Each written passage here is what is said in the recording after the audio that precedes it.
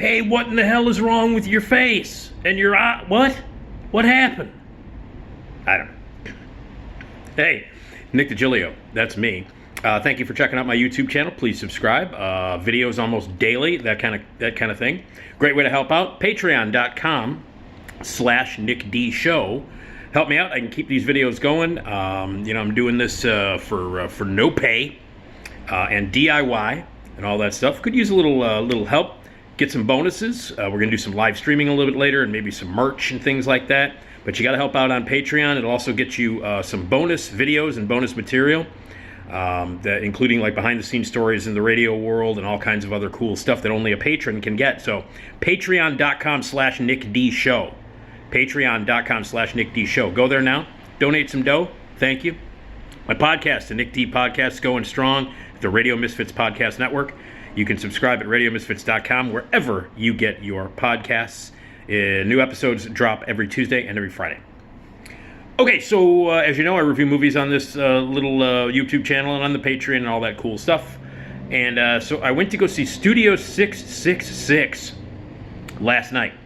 This is the new horror comedy that is that Foo Fighters are presenting. Foo Fighters, the very incredibly popular rock band that Dave Grohl put together. Dave Grohl, of course, being ex-Nirvana drummer. And current leader, singer, frontman, songwriter for the band Foo Fighters, which started out as sort of the offshoot band that Dave Grohl began, and has now become one of the biggest bands on the planet, one of the most popular arena rock, stadium selling out bands, and beloved rock bands of all time. And they've been dominating the music world for over 20 years, and have become a standard, a favorite rock band. I mean, this is like a huge rock and roll band. And Dave Grohl is responsible for a lot of incredible songs. He's a terrific frontman, very affable, likable guy. And I happen to be a big fan of Foo Fighters. I love their music. I think they're great. I was also a huge fan of Nirvana. And I had my misgivings, like, oh, the drummer for Nirvana is going to be a frontman. And he turns out to be an incredible frontman, a great lead singer, a great rock band guy, and just in general, one of the coolest guys in rock. And he's written some amazing songs, and the band is great. And they're a terrific live band. So everything on the music side of Foo Fighters, I love. I just love them. As a group, they're very entertaining to watch on stage. They always do really kick-ass concerts. Grohl, again, is a great, dedicated, likable, approachable frontman who writes terrific music. So as a rock band, Foo Fighters are fantastic. Well, Dave Grohl and the rest of the band, but Dave Grohl in particular, they're big horror movie fans. Dave Grohl in particular, as I mentioned, he loves horror movies, loves gory, classic, slasher movies. The video nasties of the 80s are some of his favorites. So he's a big horror movie fan. And he came up with the idea that the group should do like a horror movie. And so, because, he's very rich and he's very famous and he's very powerful, he's able to basically get any idea that he has in his brain made into a movie. And that's not always a good thing, which is the case for the movie Studio 66, which is fucking terrible. Terrible.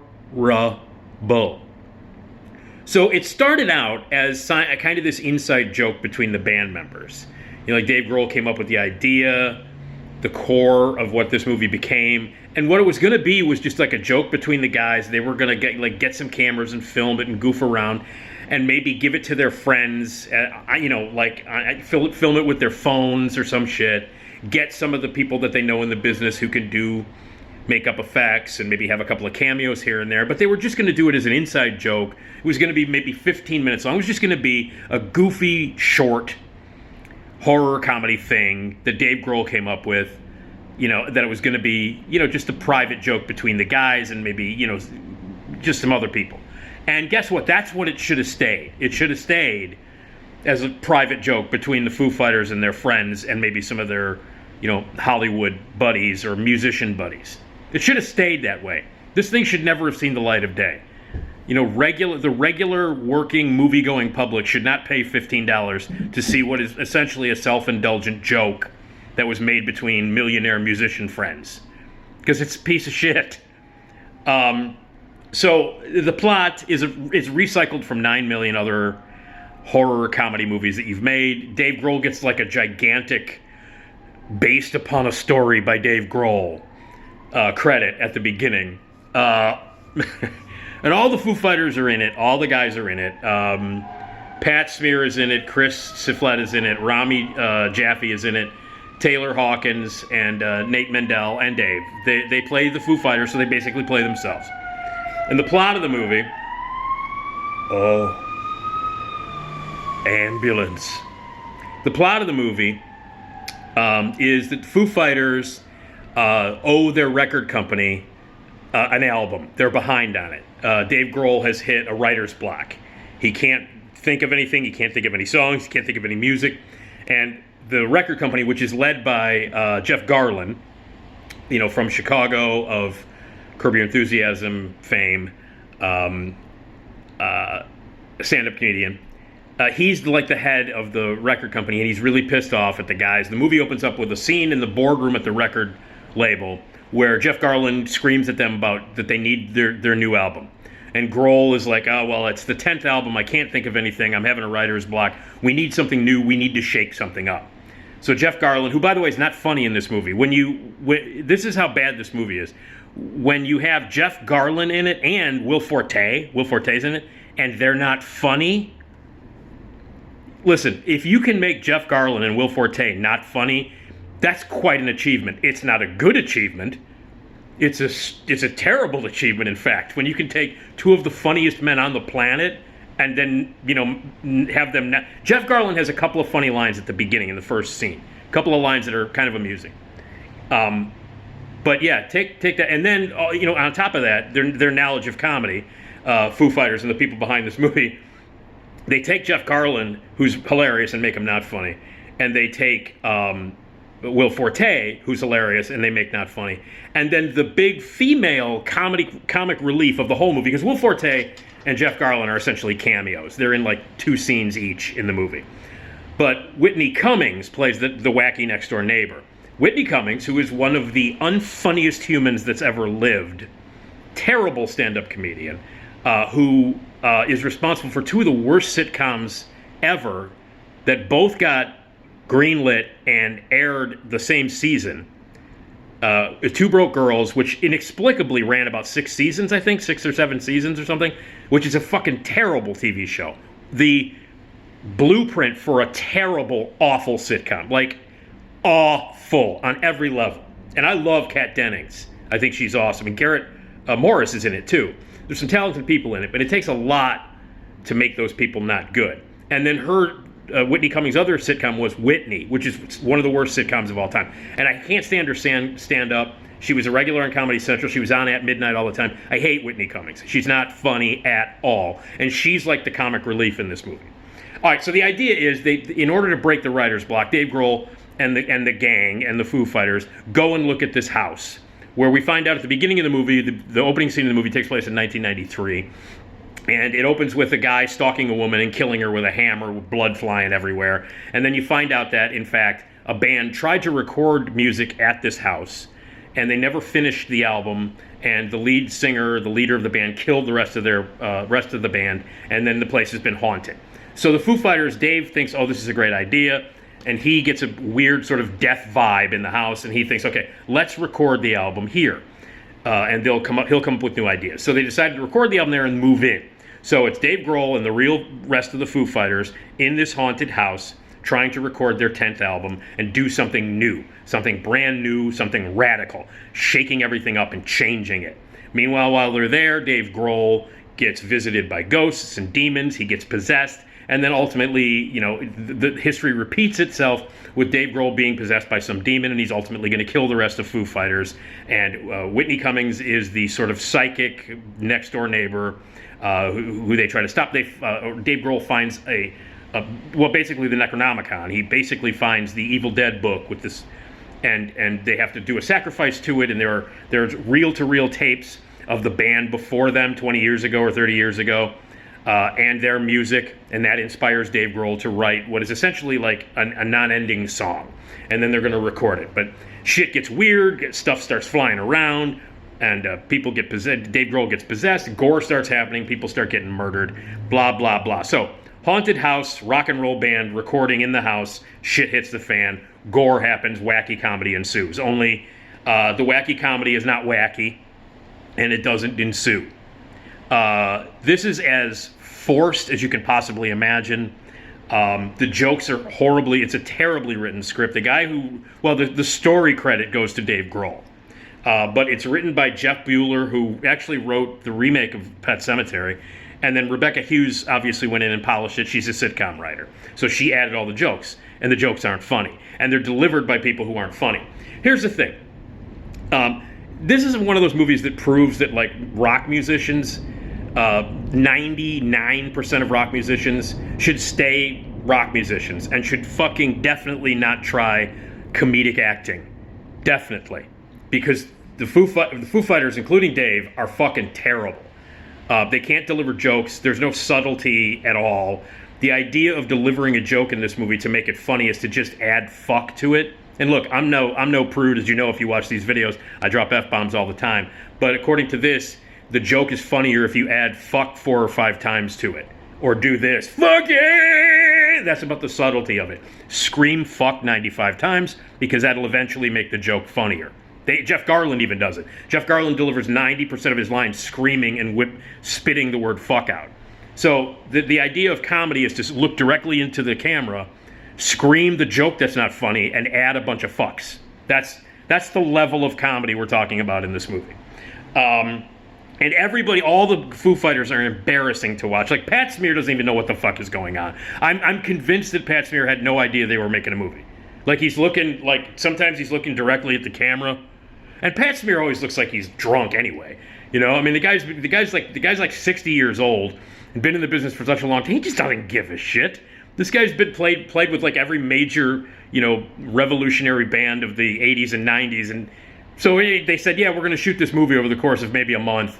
And he just probably showed up and went, where's the food? Because he looks like he doesn't even know what the fuck is happening. The rest of them are terrible, especially Rami Jaffe.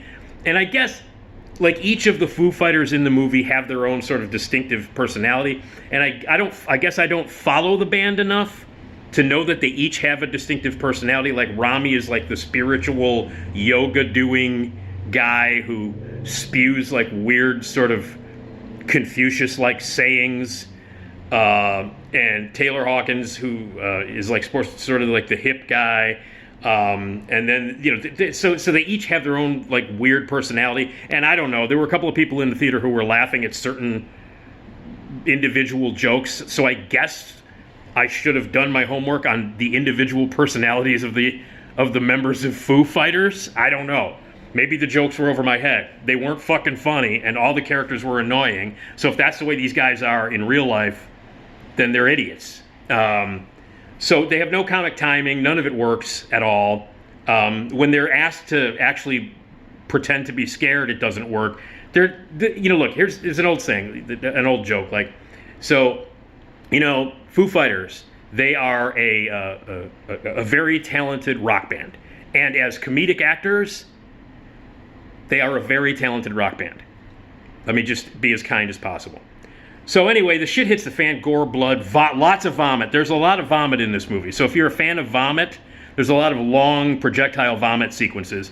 And I do want to say this. The gore effects are fun.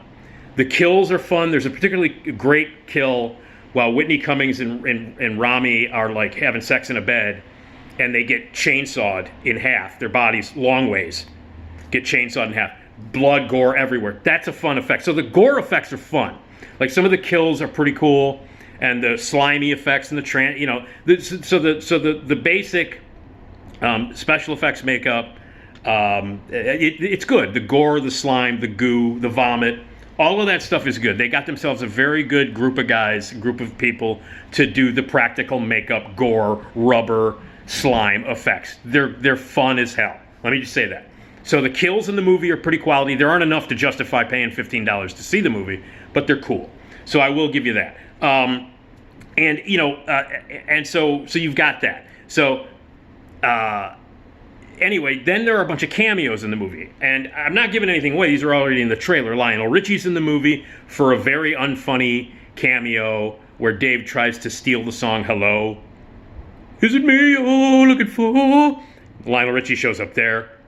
And the only good thing about this movie, the only good thing about the movie and in the movie, involves John Carpenter. Okay, so John Carpenter, my favorite filmmaker ever. The movie Halloween changed my life. I worship John Carpenter, and I love him. Not only is he a great writer, an incredible filmmaker, and a great director, obviously, who's done so much for the horror genre, he's also a great musician and a great songwriter, and he writes all the music to his movies and stuff like that. He provides, along with his son Cody and another guy from the band that he works with, he composed and they play the title track, the main title sequence at the beginning of the movie.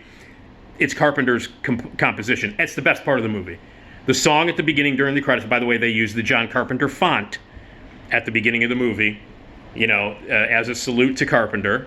And I was like, oh, okay, this could be fun in the opening credits. I'm like, okay, well, maybe they'll do a bunch of tributes to other great movie makers. They don't. So Carpenter's song during the opening credits is great. The theme is great, but by far the best part of the movie. And then Carpenter has a cameo in it as a producer / engineer for the record. His credit, by the way, is Rip Hate. That's his pseudonym when he doesn't want to have his real name. He uses Rip Hate, H-A-I-G-H-T, Rip Hate. But the best moment in the movie is Carpenter riding shotgun in a fucking vintage, beautiful, like 1970s cherry red and white El Camino. El Camino is my favorite car ever. Carpenter is in a scene in the movie where he's riding shotgun and smoking a cigarette in a cherry 70s red and white El Camino. Best part of the entire movie. So anyway, and then there are other like homages to other horror movies, most blatantly Evil Dead. So basically what this movie is now, let me just play devil's advocate here. How many of us have gotten high or really drunk? Okay? So you get drunk, you're loaded, you blow a little weed, and you put on Evil Dead. Listen, everybody I know is guilty of that.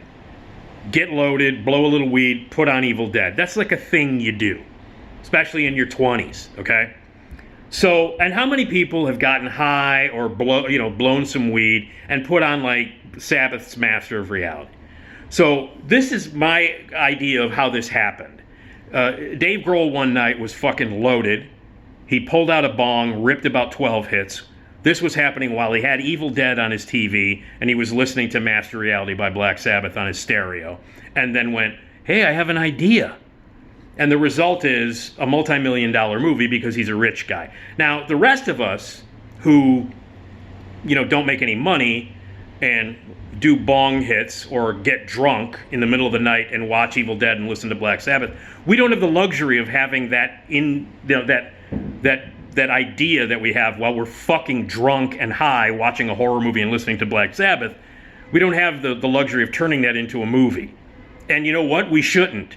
There's a reason why when we wake up the next day after getting drunk and watching a bunch of movies and listening to some music and any of the ideas that we had while we were in that state, there's a reason why it's best for those things to be forgotten. Only that Dave Grohl didn't forget it, and he has access to a lot of money and people to make movies. So it's self-indulgent. It's a piece of shit. So for the rest of us who get drunk and high and listen to Sabbath and watch horror movies, the outcome is just waking up the next day and go, Jesus, did I have a really shitty idea last night about a movie? Wow, I'm an idiot. But he woke up and went, hey, listen, can you drop in about $15 million for me? Because I had this idea last night when I was drunk and high while listening to Sabbath and watching a Sam Raimi movie. And he got the movie made. That's what it is. It's shit. It's self-indulgent shit. And, so anyway, the director is a guy who directed Hatchet 3, which sucked, B.J. McDonnell. He also directed a bunch of Slayer videos. The only thing that's good is the execution of the gore and the makeup. That's the only thing that's good. Again, horrible acting. Foo Fighters are the big stars of the movie. They're in almost every scene, and they couldn't act their way out of an invisible paper bag. They're fucking horrible. None of it's funny. None of it's original. It's a terrible movie. It's an absolutely terrible movie. And the thing that made me nuts was the core of this movie what the conflict of the movie is that Dave Grohl can't come up with any new songs. There's a joke where he's like, hey, I came up with this, and he plays the riff for Everlong. And they're like, dude, you came up with that 20 fucking years ago. Fucking fuck. And he goes, fuck you, you fucking fuck. I wrote the song, and I can't think of any fucking songs, you fuck. And then the drummer goes, fuck off, I play drums, why don't you fucking fuck the drum? That's essentially like an exchange in the movie. So he can't come up with anything new, and he's like, I gotta come up with something radical. So he gets possessed. A demon tells him something, and then he comes up with this amazing idea, this radical new idea, this idea that's going to change the face of music, that is going to be the greatest album the Foo Fighters ever come up with. It's brand new. It's a new form of music. It's never been discovered, and he had to be in that house and become possessed by a demon and kill people in order to discover this brand new, unbelievable, radical, life-changing music and sound. Oh my God, become possessed by a demon, kill everybody, alter the universe in horror movie standards to come up with a brand new genre-busting music, and that music it sounds exactly like Black Sabbath. So it's a Black Sabbath knockoff. What Dave Grohl's character, Dave Grohl, in the movie comes up with after struggling and then finally being possessed by a demon and starting to murder people as his inspiration, what he comes up with is Black Sabbath knockoff music. So basically, instead of like becoming possessed by a devil and moving into a house and killing people, I could have just said, hey, tune down your guitar and listen to Master of Reality. That's pretty much all it is. So this radical new music is a knockoff of Black Sabbath, which they never acknowledge in the movie. They never acknowledge it. They never say Black Sabbath is never mentioned in the movie. And again, here's the deal. Black Sabbath is the blueprint. They're like one of the greatest bands of all time. Certainly the greatest heavy metal or hard rock band ever of all time. And there would be no grunge. There would be no heavy metal. There would be none of that kind of music, hard rock, heavy shit, without Black Sabbath. That first Black Sabbath album, that's it. It began there. It will end there. So this whole this idea of this new radical music that Dave Grohl's character is going to come up with, and he just tunes down and plays Sabbath.